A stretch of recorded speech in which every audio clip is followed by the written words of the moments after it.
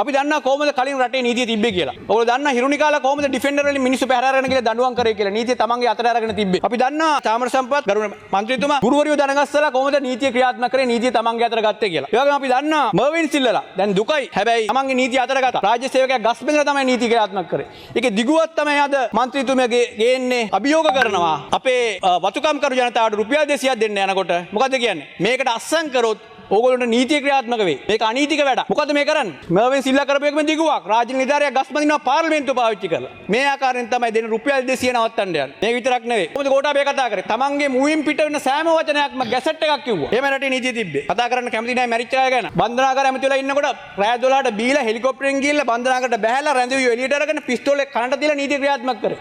එහෙව් රටක් තමයි අපි වෙනස් කරේ නීතිය. නීතිය නැතුව නීතිය සාධිපත්‍ය ඇති කරේ එහෙම. සමාජ සාධාරණත්වය ඇති කරේ එහෙම. එහෙම පරිසරයක තමයි සංචාරකයා එන්නේ. විදේශ ආයෝජකයා එන්නේ. එහෙම නැතුව අපිට මේක කොට දාන්න බෑ ගරු සභාපතිතුමනි. එහෙම රටක් තමයි අපි හදලා තියෙන්නේ. ඒක දිගුවක් තමයි ඉදිරියටම යන්නේ. ඉදිරි වර්ෂ 5 ඇතුළත සංචාරක ව්‍යාපාරය වගේම නීති ආධිපත්‍ය ක්‍රියාත්මක කරමින් අපි මේ රට ස්ථාවර කරනවා.